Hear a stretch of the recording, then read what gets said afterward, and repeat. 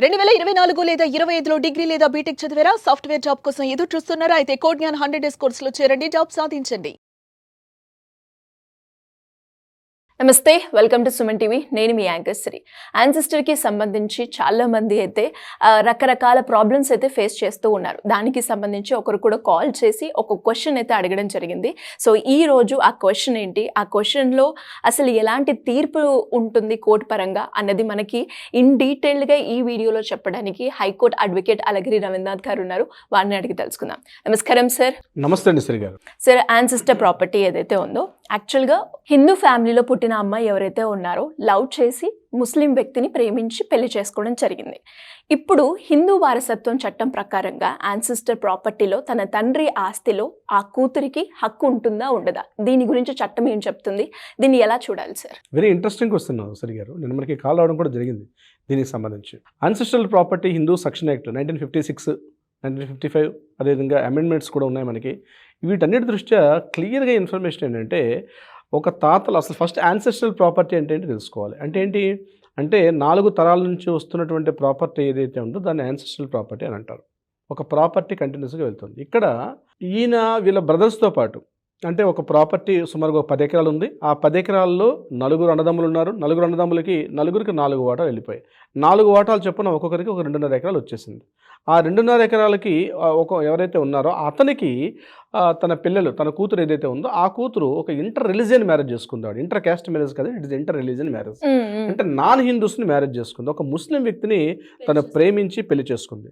పుట్టింది హిందూ ఫ్యామిలీలో, పెరిగింది హిందూ ఫ్యామిలీలో, కానీ మ్యారేజ్ చేసుకున్న వ్యక్తి మాత్రం ఆ ముస్లిం యొక్క కమ్యూనిటీలో ఉన్నటువంటి వ్యక్తిని మ్యారేజ్ చేసుకుంది. ఆ సందర్భంలో మిగిలిన పిల్లలతో పాటు ఈ అమ్మాయికి కూడా నాకు మా నాన్నగారి ప్రాపర్టీలో నాకు సమాన వాటా, అది కూడా యాన్సిస్ట్రల్ ప్రాపర్టీ కాబట్టి నాకు వాటా హక్కు ఉంటుందా అని చెప్పి ఆ సోదరి మనల్ని క్వశ్చన్ చేయడం కూడా జరిగింది. సో లీగల్గా ఇక్కడ చట్టాలు ఏం చెప్తున్నాయి అన్న విషయంలోకి వచ్చినట్లయితే మనకి ఇక్కడ సెక్షన్ 25, 26 స్పష్టంగా చెప్పడం జరిగింది. అంటే మతం మారకుండా పెళ్లి చేసుకున్నంత మాత్రాన కాదు, పెళ్లి చేసుకుని మతం మారినప్పుడు మాత్రమే ఇక్కడ వారసత్వపు హక్కులు ఏవైతే ఉంటాయో పూర్తిగా కోల్పోతుంది. ఇది గుర్తుపెట్టుకోవాలి. అంటే ముస్లిమ్స్ యొక్క షరియత్ చట్టం ప్రకారం కాకుండా అప్పుడు ఆమెకు షరియత్ చట్టం వర్తిస్తుంది. ఆ ముస్లిం వ్యక్తిని పెళ్లి చేసుకున్న తర్వాత వీమి కూడా ఆమె మతంలోకి మారిపోతే, అంటే ఆ ముస్లిం మత సంప్రదాయాల్లోకి పూర్తిగా మారిపోయి ఆ యొక్క సంప్రదాయాలు పూర్తిగా పాటిస్తూ తనకు పుట్టినటువంటి పిల్లలకు కూడా, అంటే ఆ ముస్లిం వ్యక్తికి ఈ ముస్లిం వ్యక్తిని పెళ్లి చేసుకోవడం ఈ యొక్క స్త్రీకి పుట్టినటువంటి పిల్లలు ఎవరైతే ఉన్నారో ఆ పిల్లలు కూడా ముస్లింల యొక్క లెక్క ప్రకారం వెళ్తారు. కాబట్టి అటువంటి సందర్భంలో తండ్రి తరం నుంచి వస్తున్నటువంటి ఏదైతే వారసత్వంగా వస్తున్నటువంటి ప్రాపర్టీ కావచ్చు, చిరాస్తులకు సంబంధించి ఏదైతే ఉంటుందో ఆ ప్రాపర్టీ మీద పూర్తిగా ఆమె హక్కుని కోల్పోతుంది. ఇది గుర్తుపెట్టుకోవాలి. పెళ్లి చేసుకున్నంత మాత్రాన ఆమె కోల్పోదు. పెళ్లి చేసుకొని మతం మారినప్పుడు మాత్రమే కోల్పోతుంది. మనకి సెక్షన్ 25, 26 ఈ విషయాన్ని స్పష్టంగా చెప్తుంది. మతం మారి తన పేరు మార్చుకొని మతం మారిపోయి అక్కడ ఉన్నటువంటి సంప్రదాయాలు పూర్తిగా అనుగుణంగా మారిపోయి పిల్లల్ని కూడా ఆ సంప్రదాయాలు పెంచినప్పుడు తండ్రి తరపు నుంచి ఏదైతే ఆస్తి వస్తుందో హిందూ సంప్రదాయంలో ఒకసారి మతం మారిన తర్వాత హిందువులంటే ఎవరు అని స్పష్టంగా చెప్పారు. హిందూస్ అంటే ఇక్కడ హిందూస్ అని చాలామంది అనుకుంటాం, మన హిందూస్ కాదు. హిందూస్ అంటే బుద్ధిస్టులు, హిందూస్ అంటే సిఖ్స్, హిందూస్ అంటే జైన్స్, వీళ్ళందరినీ కలిపి హిందూస్ అని చెప్తుంది హిందూ వారసత్వపు చట్టం. హిందూస్ అంటే సిక్కుల్ని హిందువుల చట్టం వర్తిస్తుంది, సిక్కులకి హిందూ చట్టం వర్తిస్తుంది, బుద్ధిస్టులకి హిందూ చట్టం వర్తిస్తుంది, జైన్స్కి హిందూ చట్టం వర్తిస్తుంది. బుద్ధిస్టులు, సిక్కులు, హిందూసు వీళ్ళందరూ కూడా హిందూ చట్టం అంటారు. ఒకవేళ ఒక బుద్ధిస్ట్ వాళ్ళని పెళ్లి చేసుకున్నా, ఒక జైన్స్ని మ్యారేజ్ చేసుకున్నా, లేకపోతే ఒక సిక్ వాళ్ళని మ్యారేజ్ చేసుకున్నా చట్టంలో మార్పు ఉండదు. వాళ్ళు హిందువులుగానే పరిగణించబడతారు మన చట్ట ప్రకారంగా. సిక్కులు అంటే వేరే రిలీజియన్ రాదు, బుద్ధిస్టులు వేరే రిలీజియన్ కిందకి రారు, జైన్స్ కూడా రారు, వీళ్ళందరినీ కూడా హిందూస్ అని అంటారు. సో వీళ్ళు కూడా అంటే హిందూస్ అంటే కేవలం హిందూ సంప్రదాయాలు కాకుండా ఈ 3 కేటగిరీస్ని కూడా హిందూ చట్టం వర్తిస్తుంది. వీళ్ళని మ్యారేజ్ చేసుకుంటూ కూడా హిందూ చట్టం అని అంటారు. ఈ 3టిని కాకుండా ముస్లిమ్స్ని పెళ్లి చేసుకున్న సందర్భంలో అప్పుడు వాళ్ళకి షరియత్ చట్టం అమల్లోకి వస్తుంది. కేవలం పెళ్లి చేసుకున్నంత మాత్రాన హక్కు కోల్పోదు, మ్యారేజ్ చేసుకున్నంత మాత్రాన హక్కు కోల్పోదు. పెళ్లి చేసుకొని మతం మారిపోతే తనకి కోల్పోతుంది, తనతో పాటు ఉన్న పిల్లలకు కూడా తండ్రి వైపు నుంచి కానీ తల్లి వైపు నుంచి వస్తున్నటువంటి ఏదైనా వారసత్వంగా హక్కులు ఉంటే టోటల్గా కోల్పోయే అవకాశం ఉంటుంది. మనకి హిందూ వారసత్వ చట్టం యొక్క 1955 దీని చట్ట ప్రకారం సెక్షన్ 25, 26 దీని గురించి స్పష్టంగా చెప్పండి. దీనికి సంబంధించి జి శేఖర్ వర్సెస్ గీత అన్నటువంటి కేసు మద్రాస్ హైకోర్టు ఇచ్చిన తీర్పు కానీ, లేకపోతే గులాబ్ సుందరి వర్సెస్ స్టేట్ ఆఫ్ గవర్నమెంట్ ఇచ్చినటువంటి కేసు ప్రకారం అయితే ఒకసారి మతం మారిన తర్వాత మత సంప్రదాయాలు, కట్టుబాట్లు, సంప్రదాయాలు మార్చుకుని పిల్లల పేర్లు కూడా ఆ సంప్రదాయంలో పెరిగే సందర్భంలో ఎట్టి పరిస్థితుల్లో కూడా తండ్రి తల్లి వైపు ఉన్నటువంటి వారసత్వపు యొక్క చట్టాలు కూడా ఏమి కూడా ఇక్కడ వర్తించవు అని గుర్తుపెట్టుకోవాల్సిందే సిరి గారు. అండ్ అలాగే సార్, ఇప్పుడు అంటే మనం చూస్తూ ఉన్నాం, అంటే ముస్లిం వ్యక్తిని పెళ్లి చేసుకున్నప్పటికీ కూడా చాలామంది మహిళలు ఎవరైతే ఉన్నారో హిందూ కల్చర్ని, ట్రెడిషన్ని ఫాలో అవుతుంటారు. ఆ సందర్భాల్లో మనకి ఓకేనా సార్, ప్రాపర్టీ వస్తుందంటారా? ఇక్కడ సంప్రదాయాలు పాటించడం ఒకటి కాదండి, మతం మారడం ఉంటుంది. అంటే ముస్లిమ్స్ యొక్క ఇప్పుడు ఆమెకు అప్పుడు అంతవరకు ఏదో ఒక పేరు ఉంది అనుకోండి, హిందూ సంప్రదాయంలో పేరుంది, ఆ పేరు మార్చుకొని ఆమె యొక్క ముస్లిమ్స్లో మారినప్పుడు ముస్లిం మెహరున్నస్ అనో లేకపోతే మరొకటో బేగం అనో పేరు మార్చుకొని పూర్తిగా వాళ్ళ యొక్క షరీయత్ ప్రకారం పేరు మార్చుకుంటారు. పేరు మార్చుకొని ఇంకా వాళ్ళు అదే ట్రెడిషన్స్ కంటిన్యూ చేస్తున్న సందర్భంలో ఇక్కడ దేన్ని ఫాలో అయ్యారన్నది మన స్పెసిఫిక్ ఎగ్జాంపుల్ అనేది కాంట్రడిక్షన్ అవుతుంది. కానీ పేరు మార్చుకోవడం ఇంపార్టెంట్. పేరు మార్చుకోవడం ఆ సంప్రదాయంలో పూర్తిగా కమ్యూనిటీ అంటే తమ రిలీజన్ పూర్తిగా చేంజ్ చేసుకున్న సందర్భాల్లో మాత్రం వర్తించే అవకాశం ఉండదు. ఫాలో అవడం గురించి ఇక్కడ దాన్ని ఎవిడెన్స్ చూపించి ఫాలో అవుతున్నారు కాబట్టి ఇక్కడ నేను ఈ కేసులో అంటే మీరు అన్నట్టుగానే తన పేరు చేంజ్ చేసుకోకుండా యాజ్ యూజువల్ సార్ మాకిద్దరం నచ్చాము, చేసుకున్నాము, మాకు రిలీజియన్ తోటి సంబంధం లేదు అన్నప్పుడు, రిలీజియన్తో సంబంధం లేనప్పుడు ఇంకా వాళ్ళు అప్పుడు మీరు అప్పుడే ఈ క్వశ్చన్ వస్తుంది, ఇది పెళ్లి చేసుకున్నారు అంటే పెళ్లి చేసుకున్నారు కానీ మతం మారలేదు. కేవలం పెళ్లి చేసుకుంటే మాత్రం ఎటువంటి ఆబ్జెక్షన్స్ లేదు. యాస్టిస్గా ప్రాపర్టీస్ మీద రైట్స్ ఉంటాయి. పెళ్లి చేసుకోవడం తప్పు కాదు.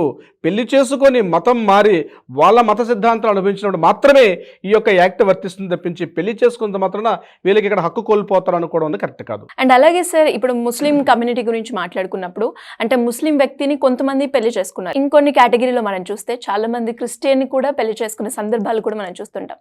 అంటే ఇక్కడ ఎలా ఉంటుంది, ఇదే వర్తిస్తుందా ఇక్కడ కూడా? ఎగ్జాక్ట్లీ సరి గారు, ఇది కేవలం ముస్లిమ్స్కే కాదు, క్రిస్టియన్స్ కూడా యాస్టిస్గా ఇదే వర్తిస్తుంది. ఇప్పుడు ముస్లిమ్స్కి మనం ఏ రకంగా చెప్పాము, ఇప్పుడు ఉదాహరణకి క్రిస్టియన్స్ మతంలో తీసుకొని అక్కడ బాప్టిజం తీసుకొని తన పేరు మార్చుకొని అప్పటి వరకు ఉన్నటువంటి ఏదో పద్మం సీత ఉన్న పేరు మార్చుకొని అక్కడ వాళ్ళ యొక్క మత సిద్ధాంతం ప్రకారం వాళ్ళ ఒక మ్యారీ అనో లేకపోతే ఏదైనా షెల్లా అని ఇట్లా నేను పేరు మార్చుకున్నాను అనుకోండి, అటువంటి సందర్భాల్లో మతం మారిపోయి బాప్టిజం తీసుకుంటే కూడా తండ్రి తరపున తల్లి తరపున వచ్చినటువంటి ఏదైతే ప్రాపర్టీ యాన్సెస్ట్రల్ ప్రాపర్టీ ఆ హిందూ హెచ్ఎస్ఏ అంటారు ఆ యాక్ట్ ప్రకారం వీళ్ళకైతే రావాల్సినటువంటి ఏ హక్కులు కూడా వర్తించవు ఎప్పుడైతే మతం మారి ఆ యొక్క మత సిద్ధాంతాలు అనుభవించినప్పుడు. అలా కాకుండా కేవలం అందులో ఉన్న వ్యక్తిని పెళ్లి చేసుకున్నంత మాత్రాన వీళ్ళ హక్కులు కోల్పోవడం అయితే ఉండదు. అంటే పిల్లలు మరలా ఈ మన హిందూ ప్రకారం ఉంటారు, వాళ్ళ సంప్రదాయాలు, వాళ్ళ మ్యారేజ్, వాళ్ళ ఫంక్షన్స్ అన్నీ కూడా హిందూ సంప్రదాయాలు చేస్తున్న సందర్భంలో మాత్రం వీళ్ళకి ఈ రకంగా ఉండేటప్పుడు మాత్రం వాళ్ళకి మాత్రం చట్టం వర్తిస్తుంది. అంటే ఏంటి, వాళ్ళకు మామూలుగా హక్కులు ఎప్పట్లాగా వాళ్ళకు ఉంటాయి. ఒకవేళ వాళ్ళ మతం మారి ఆ యొక్క రిలీజియన్స్, ఆ యొక్క కస్టమ్స్ అన్ని వాళ్ళు ఫాలో అయ్యే సందర్భాల్లో మాత్రం దాన్ని పూర్తిగా ఈ హక్కును కోల్పోవాల్సి వస్తుంది అటువంటి సందర్భాల్లో. సిరిగారు, అంటే సార్ ఇప్పుడు మీరు అన్నట్టుగానే కమ్యూనిటీ మారినప్పుడు మనకి ప్రాపర్టీ రాదు అని చెప్పారు. అసలు కమ్యూనిటీ మారింది అని ఏ బేసిస్ మీద మనం చెప్పగలుగుతాం సార్? వాళ్ళు ఏదైనా 100% ఎవిడెన్సెస్ అనేది మనం ప్రూవ్ చేయాల్సి వస్తుంది.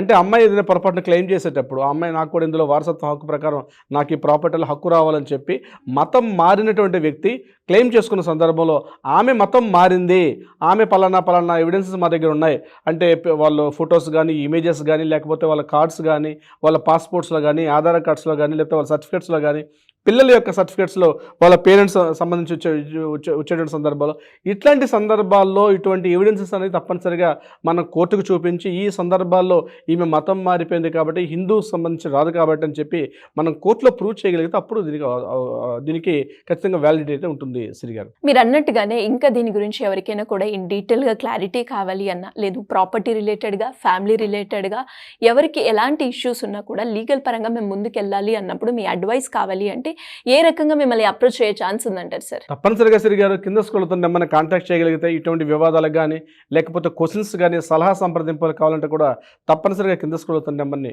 కాంటాక్ట్ చేయగలిగితే మన లీగల్ టీం వాళ్ళకి అప్రోచ్ అవుతారు, సరైనటువంటి అడ్వైజ్ కూడా చేసే అవకాశం ఉంటుంది. అది కాకుండా కోర్టులో ఏదైనా వివాదాలు ఉన్నాయి పరిష్కారం కావాలంటే కూడా ఆ కింద నెమ్మని కాంటాక్ట్ చేయగలిగితే వాటికి కూడా సరైనటువంటి ఒక దశానిర్దేశం చేసే అవకాశం కూడా ఉంటుంది. సిరి గారు, thank you sir, thank you so much. Thank you so much అండి సిరి గారు. సో చూసారు కదా, మరి మీకు కూడా ఎలా ఎలాంటి డౌట్స్ ఉన్నా లీగల్ పరంగా మేము వెళ్ళాలి అనుకున్నప్పుడు హైకోర్టు అడ్వకేట్ అలగిరి రవీంద్రనాథ్ గారు కనుక మీరు అప్రోచ్ అవుతే వారి టీం మీకు కంప్లీట్ ఇన్ఫర్మేషన్ ఇవ్వడం జరుగుతుంది.